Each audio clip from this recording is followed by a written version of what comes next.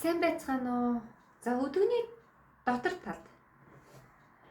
За яг энэ өдөгний үений доохон талд. За яг энд өвдөлт мэдрэгдэж байгаа бол за үнийг бол галууны хөлний шүрмэсний эмгэг гэж хэлдэг юм байна. За тэгэхээр энэ маань яагаад ингэж энд өвддөг вэ гэхээр за яг энэ ташаанаас ахгуулаад за энэ гуйны уртад тал руу байрлсан ташуу байрлсан гуйны урд булчин буюу за ойдолчны булчин гэж хэлж байгаа. За мөн гуйны ардаа талын булчин болох хагас шүрмэс булчин. За мөн гуйны дотор талын булчин болох нарийн булчин гэсэн за энэ гурван булчин маань за яг энэ өдөгний доохон талд одоо галууны хөлний хэлбэртэй ийм шүрмэс бий болгодог. За тэгээд яг энэ тэр шүрмэс маань гимтсэн те тохиолдолд энд ингэж өвдөлт мэдрэгддэг юм байна. За ер нь бол эдгээр булчингууд маань энэ хөлийг ингэж өвдгийг одоо уян байлгах, хөдөлгөх, за хамгийн гол нь хөлийг дотгошоо одоо гуйыг дотгошоо эргүүлэх. За энэ үйлдэл, за энэ өвдгийг яг энэ одоо тогтвортой байлгах энэ одоо гол чухал үүргүүдийг гүйцэтгэж идэг юм байна.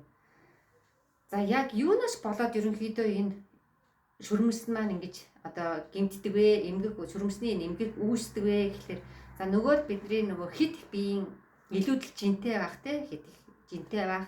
За мөн давтамжтай байнгын одоо их ачаал өгөх нэгсэндээ спортын тамирчид ч юм уу эсвэл олон цагаар нөгөө хөл дээрээ зогсож ажил хийдэг.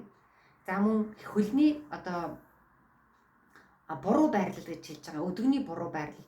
За тэр нь юу гэхээр нөгөө бид нар заримдаа одоо хүмүүс маань өвдөг нь одоо янз бүрээр ингээд алхдаг шүү дээ. Одоо зарим хүмүүс нэг өвдөг нэг ингээд эндээ нийлчихсэн нэг X хэлбэрээр тэгээд нэг ингэж явах энэ яг энэ дотор талынхаа өвдөгнийхөө дотор талыг ингэж хооронд нь хавирч явдаг юм бас хүмүүс байдаг шүү дээ.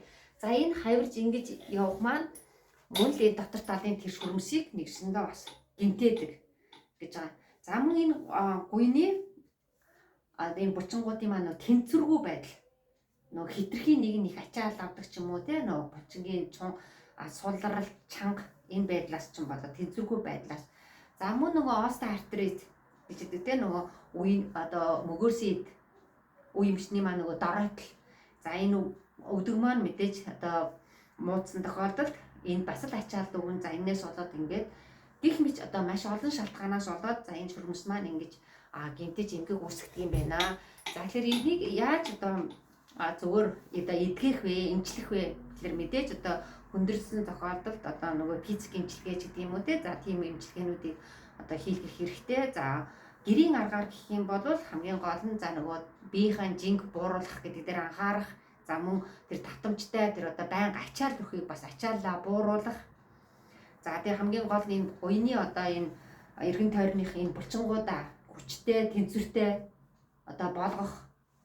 За тэгээ хамгийн гол нь энэ шүрмэс мөгөөрсөн мэдүүдийг дэмжиж өгсөн тэр хэрэгтэй аминдын мэрдэс бодисуудаар баялаг хоол хүнсүүдийг идэх гэсэн ийм зүйлүүдийг хийлж явах юм бол за энэ хүү эмгэг маань бас эрүүл болох боломжтой байдаг юм байна.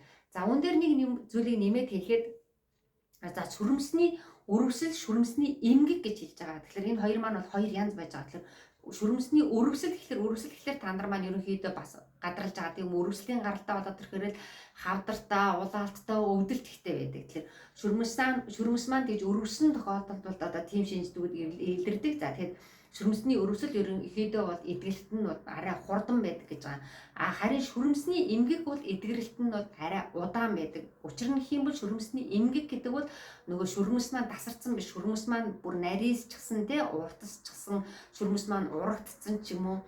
Эсвэл нөгөө шүрмэсний эд эсүүд нь илэгдээд гимтээд за тэрнээсээ болоод шүрмэс маань нөгөө өмнөх одоо ажилдаг шигэ одоо тийм яг хэвийн одоо хүчтэй байж чадахгүй болчихсон ч гэдэг юм уу. Гэх мэт одоо эмгэгүүд байж байгаа тэр шүрмэсний эмгэг гэдэг юм. Тэгэхээр энэ маань эдгэрэлт нь бол нэлээд жоохон удаан байдаг өрөвслөө бодох юм бол зарим тохиолдолд бол хоёулаа бас хавсарсан байдаг гэж хэлж байгаа. За тэгээ хамгийн гол нь энэ шүрмэсний эмгэгийг бид нэр их одоо нөгөө архаг болгоод байдаг. гэж байгаа архагшуулах боломжтой гэж байгаа. Учир нь гэх юм бол яг нөгөө бид нар ханиадыг яаж имжилдэг вүлээ те. 2 3 хоног ханиаж байгаа үедээ им уугаа за ханиагаа байгаа дэрэнгүүт нь зүгээр болчихлоо гэд имээ орхичдаг. За ингээд нөгөө ханиад нь дутуу ягаал ингээд яваад идэг шүү дээ. Тэгээл нэг жоохон дарахаар ахаал нөгөө ханиад нь ахаал ингээд яадаг. Яг тэрэн шиг мөн шүрмсний эмгэгийг бид нар тэр утасчихсан тэр нарийчсан тэр шүрмснүүдээ үүдэлт нь дандаад ингээ гайгүй болоод ирэхээр зүгээр болчихлоо гээл тэгэл нөгөө өмнөх одоо нөгөө ачааллуудаа өгөөд хэлдэг за ингэнгүүт эргээл нөгөө юу маань сэдэрдэг те сэдэрдэг ингээд ийм архаг ийм болгох бас магадлалтай. Тийм болохоор айл болох одоо төсвөртэй төвчээртэйгээр бас энэ шүрмснийхээ эмгэг гэдгийг эмчлүүлэх хэрэгтэй юм байна шүү. За энэ дээр та нар маань бас маш сайн одоо анхаарах хэрэгтэй. Тэгэх юм бол энэ шүрмсний өрөөсөө шүрмсний эмгэг гэдэг бол ерөнхийдөө энэ өвдөгний асуудлууд дотроосоо бас харьцангуй одоо хурдан бас идэгдэг ийм зүйлүүд юм байлээ.